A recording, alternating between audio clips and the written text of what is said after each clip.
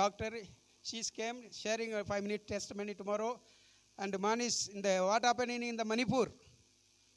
People are very suffering. No food, no cloth, no shelter, no job.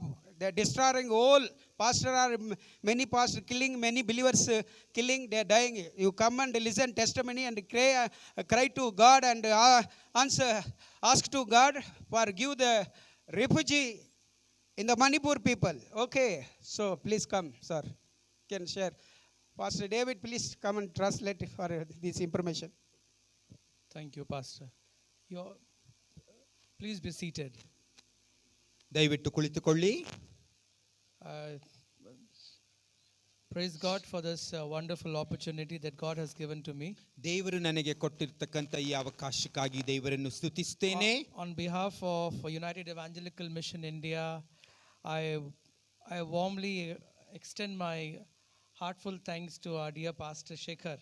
ಇವಾಂಜಲಿಕಲ್ mission India ಮುಖಾಂತರವಾಗಿ pastor Shekhar ಅವರಿಗೆ ನಾನು ಧನ್ಯವಾದಗಳನ್ನು ತಿಳಿಸುತ್ತೇನೆ. For giving me this time and this opportunity where I can come and talk to you and tell you about what work that we are doing in the community. ನಾವು ಮಾಡತಕ್ಕಂತ ದೇವರಿಗಾಗಿ ಸೇವೆ ಸಲ್ಲಿಸುವಂತ ಕಾರ್ಯಗಳನ್ನು ತಿಳಿಸುವುದಕ್ಕೆ pastor Shekhar ಅವರು ನನಗೆ ಮಾಡಿಕೊಟ್ಟಂತ ಅವಕಾಶಕ್ಕಾಗಿಯೂ ದೇವರನ್ನು ನಾನು ಸ್ತುತಿಸುತ್ತೇನೆ. So before I start, first I want to say I want to start with a word of apology because I am taking your tea time. ನಾನು ನಿಮ್ಮ ಚಹಾ ಸಮಯವನ್ನು ತೆಗೆದುಕೊಂಡಿರುವುದಕ್ಕಾಗಿ ದಯವಿಟ್ಟು ನನ್ನನ್ನು ಕ್ಷಮಿಸಿ. Oh, the tea is preparing. ಎಂಬುದಾಗಿ ನಾನು ಕೇಳಿಕೊಳ್ಳುತ್ತೇನೆ. ಹಾಗೆ ಪಾಸ್ಟರ್ ಶೇಖರ್ ಅವರು ಹೇಳುತ್ತಿದ್ದಾರೆ ಚಹಾ ಈಗ ತಾನೇ ತಯಾರಾಗಿದೆ. From 15 minutes I am taking 5 minutes. 15 ನಿಮಿಷದಿಂದ 5 ನಿಮಿಷಕ್ಕೆ ನಾನು ಅದನ್ನು ಮುಗಿಸಲಿದ್ದೇನೆ. Okay. So I think the stage is already set and we are so grateful to our dear pastor because he has set the context. Pastor Shekhar ಅವರನ್ನು ನಿಜವಾಗಿಯೂ ನಾನು ಗೌರವಿಸುತ್ತೇನೆ. Director saviour ಅವರನ್ನು ನಾನು ಗೌರವಿಸ್ತೇನೆ ಏಕೆಂದರೆ ಈಗಾಗಲೇ ಎಲ್ಲವೂ ಸಿದ್ಧತೆಯಲ್ಲಿದೆ. Yeah, so he was saying that we are blessed. ಅವರು ಹೇಳುತ್ತಿದ್ದರು ನಾವು ಈಗಾಗಲೇ ಆಶೀರ್ವದಿಸಲ್ಪಟ್ಟಿದ್ದೇವೆಂದು. And we are blessed because so that we can bless others. ಆದುದರಿಂದ ನಾವು ಇತರರನ್ನು ಆಶೀರ್ವದಿಸಬಹುದು. And this evening, why I'm standing before all of you, in front of all of you, ನಾನು ಈ ಸಂಜೆಯಲ್ಲಿ ನಿಮ್ಮೆಲ್ಲರ ಮುಂದೆ ಏಕೆ ನಿಂತಿದ್ದೇನೆಂದರೆ the work that we are doing in the communities, especially in the northeast region. ನಾವು north East region ಅಲ್ಲಿ ನಾವು ಸೇವೆ ಮಾಡತಕ್ಕಂತ ಸ್ಥಳಗಳಲ್ಲಿ and we just wanted to bring that in before you with the vision so that you can also partner with United Evangelical Mission India. United evangelical mission India ಜೊತೆಗೆ ನೀವು ಸಹ ಭಾಗಿಗಳಾಗಿರಬೇಕೆಂಬುದಾಗಿ ನಾವು ಬಯಸುತ್ತೇವೆ. ಆದುದರಿಂದ ಅಲ್ಲಿನ ಕಾರ್ಯಗಳನ್ನು ನಿಮಗೆ ಚಿತ್ರೀಕರಿಸಲು ನಾನು ಇಷ್ಟಪಡುತ್ತೇನೆ.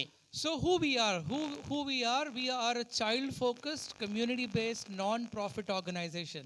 ನಾವು ಮಕ್ಕಳಿಗಾಗಿ ಚೈಲ್ಡ್ ಫೋಕಸ್ community based ಸಮುದಾಯದಲ್ಲಿರುವವರಿಗಾಗಿ ನಾವು ಯಾವುದೇ ಲಾಭವಿಲ್ಲದಂತೆ ಸೇವೆ ಮಾಡುವವರಾಗಿದ್ದೇವೆ. And our vision is to address the issues that are prevailing in the communities and we want to work exclusively with children who are suffering. ನಾವು ವಿಶೇಷವಾಗಿ ಕಷ್ಟಪಡುವಂತ ಮಕ್ಕಳಿಗಾಗಿ ನಾವು ಸೇವೆ ಮಾಡುವುದು ಮಾತ್ರವಲ್ಲದೆ ಅಲ್ಲಿ ಸಮುದಾಯದಲ್ಲಿರತಕ್ಕಂಥ ಸಮಸ್ಯೆಗಳನ್ನು ಬಗೆಹರಿಸಲು ಆ ಕಾರ್ಯಗಳನ್ನು ಗಮನ ಹರಿಸುವಂತ ಅಧಿಕಾರಿಗಳಿಗೆ ತೋರಿಸುವುದರಲ್ಲಿ ಗಮನ ವಹಿಸುತ್ತಿದ್ದೇವೆ. So children is the center focal of our intervention. ಮಕ್ಕಳೆಂದರೆ ಇವರು ತಾನೇ ನಾವು ಮಾಡುವ ಎಲ್ಲಾ ಕಾರ್ಯಗಳಲ್ಲಿ ಕೇಂದ್ರೀಕರಿಸಲ್ಪಟ್ಟಿದ್ದಾರೆ. We enter in the community through child sponsorship program. ನಾವು ಈ ಸಮುದಾಯದಲ್ಲಿ ಹೋಗುವುದು ಹೇಗೆಂದರೆ ಈ ಮಕ್ಕಳಿಗಾಗಿ ಕೆಲವು ಸಹಾಯ ಮಾಡತಕ್ಕಂತ ಮಕ್ಕಳಿಗೆ ಸಹ ಸ್ಪಾನ್ಸರ್ ಮಾಡುವ ಕಾರ್ಯಕ್ರಮಗಳ ಮೂಲಕವಾಗಿ ನಾವು ಪ್ರವೇಶಿಸುತ್ತೇವೆ. And then we work with the community leaders.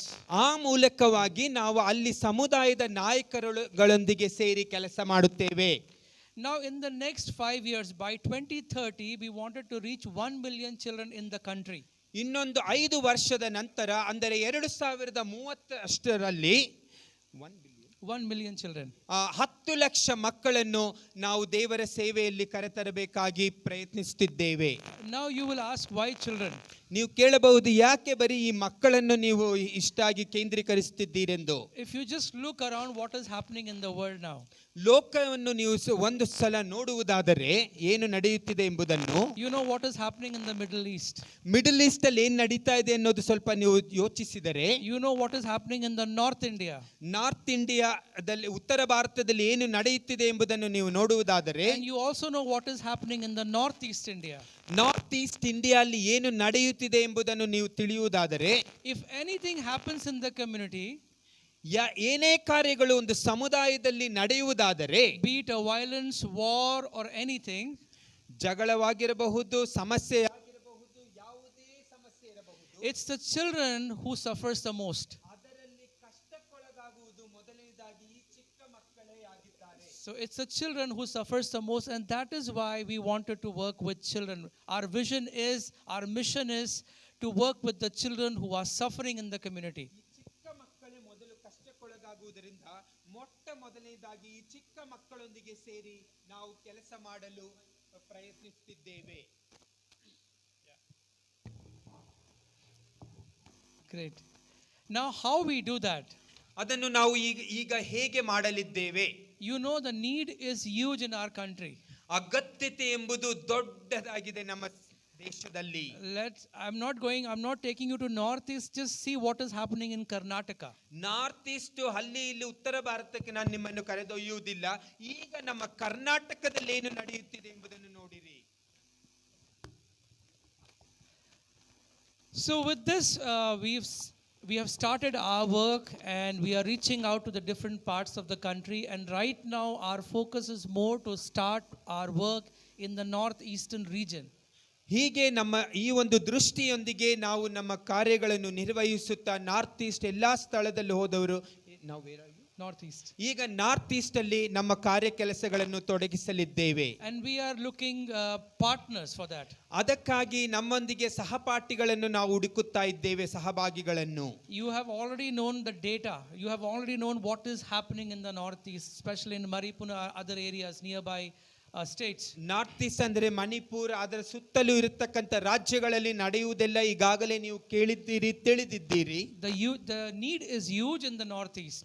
ಆ ಸ್ಥಳಗಳಲ್ಲಿ ನಾರ್ತ್ ಈಸ್ಟ್ ಅಲ್ಲಿ ದೊಡ್ಡ ಅಗತ್ಯತೆ ಇದೆ ಸೇವೆಗಾಗಿ. So we are starting our work with the local pastor, with the local community leaders. ನಾವು ಅಲ್ಲಿರ್ತಕ್ಕಂಥ ಸ್ಥಳೀಯ ಆತ್ಮಿಕ ನಾಯಕರೊಂದಿಗೆಯೂ ಸಭಾಪಾಲಕರೊಂದಿಗೆಯೂ ಸೇರಿ ಕೆಲಸ ಮಾಡುತ್ತಿದ್ದೇವೆ. We are trying to rebuild the community. ನಾವು ಅಲ್ಲಿ ಸಮುದಾಯವನ್ನು ಪುನಃ ಕಟ್ಟಲು ನಾವು ಪ್ರಯತ್ನಿಸುತ್ತಿದ್ದೇವೆ. We are starting the rehabilitation centers. ನಾವು ಪುನಃ ಅವರನ್ನು ಉದ್ವೇಗಪಡಿಸುವಂತ ಕಾರ್ಯಗಳಲ್ಲಿ ನಾವು ತೊಡಗಿದ್ದೇವೆ.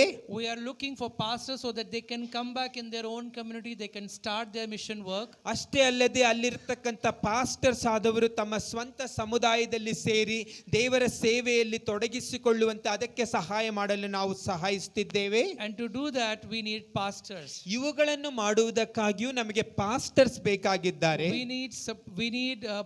We need churches to partner with us. ಈ ಕಾರ್ಯಗಳು ನೆರವೇರಿಸುವಂತೆ ನಮ್ಮೊಂದಿಗೆ ಸಹಪಾಠಿಗಳಾಗಿ ಸಹಭಾಗಿಗಳಾಗಿ ಬರುವಂತೆ ನಾವು ಇಂತಹ ಸಹಪಾಠಿಗಳನ್ನು ಎದುರು ನೋಡುತ್ತಿದ್ದೇವೆ. Today pastor has told us, never think that our church is a small church, we don't have money, we can't support, we can't help. He said not even to think about it.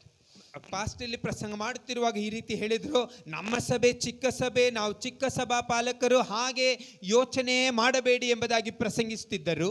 So in very short, what exactly we are trying to do, we are trying to start the rehabilitation center. We are looking for pastors so that they can come back in their own place.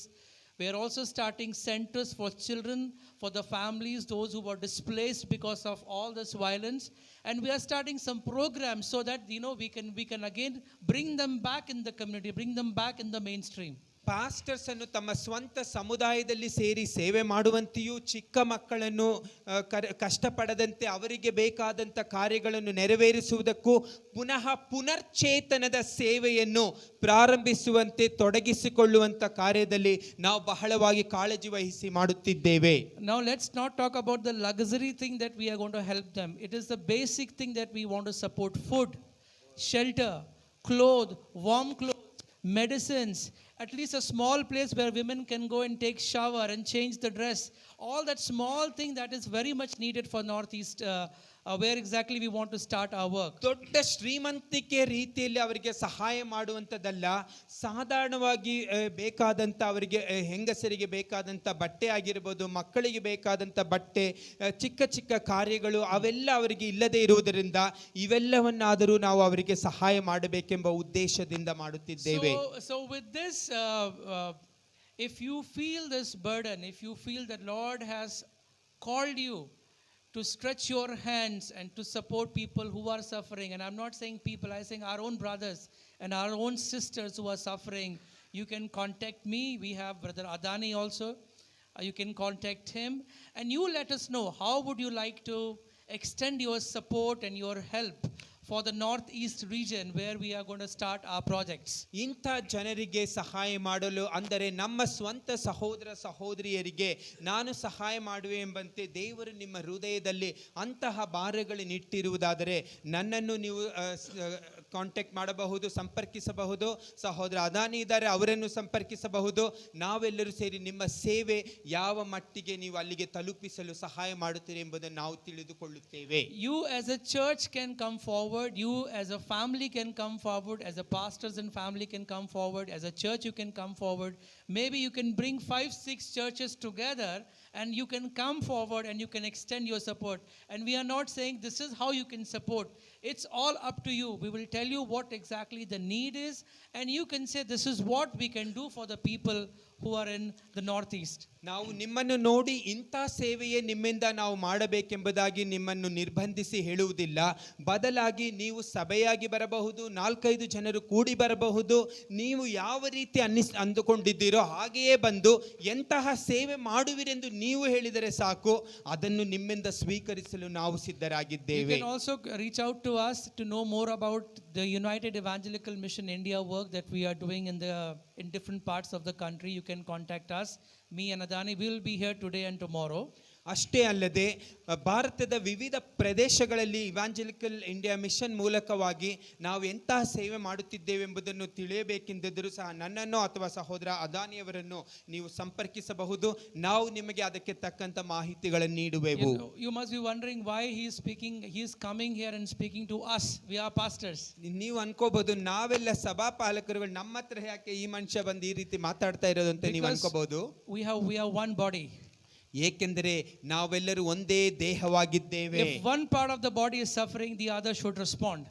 ದೇಹದ ಇನ್ನೊಂದು ಭಾಗವು, ಬಿಡಿ ಭಾಗವು ಬೇರೊಂದು ಸ್ಥಳದಲ್ಲಿ ಕಷ್ಟಪಡುತ್ತಿದೆ, ಅದಕ್ಕೆ ನಾವೆಲ್ಲರೂ ಸೇರಿ ಸಹಾಯ ಮಾಡಬೇಕು. Many missionaries are suffering and I think you already know all that is happening in the northeast. ಅನೇಕ ಮಿಷನರಿಗಳು ಕಷ್ಟಪಡುತ್ತಿರುವುದು ನಾರ್ತ್ ಈಸ್ಟ್ ಅಲ್ಲಿ ನಡೆಯುವಂತ ಕಾರ್ಯಗಳೆಲ್ಲ ನಿಮಗೆ ಈಗಾಗಲೇ ತಿಳಿದಿದೆ. You can sponsor a child, you can sponsor a missionary, you can support a small church so that we can go there and we can restart all the work that has been destroyed. ನೀವು ಒಂದು ಚಿಕ್ಕ ಮಗುವಿಗಾಗಿ sponsor ಮಾಡೋದು ಸಹಾಯ ಮಾಡಬಹುದು, ಅಥವಾ ಸಭೆಗೆ ಮಾಡಬಹುದು, ಅಥವಾ ಒಂದು ಸಭಾ ಪಾಲಕನಿಗೆ ಮಾಡಬಹುದು. ನೀವು ಮಾಡುವಂಥ ಈ ಸಹಾಯದ ಮೂಲಕ ನಾವು ಈಗಾಗಲೇ ನಾಶನ ಹೊಂದಿರತಕ್ಕಂಥ ಸ್ಥಳಗಳಲ್ಲಿ ಪುನರ್ಚೇತನ ಉಂಟು ಮಾಡಲು ನಮಗೆ ಸಹಾಯವಾಗುತ್ತದೆ. Right now we are going to all the churches in Bangalore. Our pastor knows our vision very well. Pastor Shekhar ಅವರಿಗೆ ನಮಗಿರತಕ್ಕಂಥ ದರ್ಶನ ಗೊತ್ತು.